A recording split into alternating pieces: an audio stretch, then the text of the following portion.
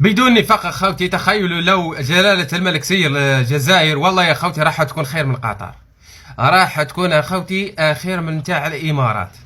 لان الراجل هذا اخوتي عرف يسير الامور تاع الاقتصاد. لان على بالكم اخوتي يعني هناك الاشخاص يعني يعرف كيف يسير الامور تاع الاقتصاد، وهناك الاشخاص يعرف يسير فقط الامور تاع السلاح ونتاع العسكر ونتاع اشتري سلاح جديد هذا الصور هذا. اما الراجل هذا يعرف يسير الامور.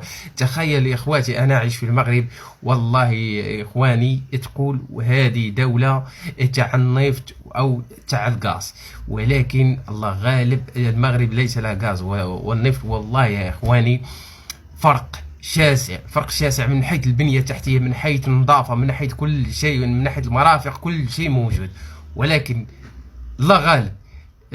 ولهذا اريد ان اقول تخيلوا خاوتي لو اعطيت له فرصه لجلاله الملك، والله راح تكون الجزائر خير من لاس فيغاس، خير من قطر، وخير من الامارات. والمغربي يحب يدخل الجزائر لازم يحط الفيزا وعده امور، وشوف الحظ نتاعو واش يدخل ولا ما يدخلش. راح تولي سويسرا نتاع افريقيا. لان ربي يبارك الجزائر، ارض الجزائر راها يعني فيها ثروات كثيره، ولكن الله غالب.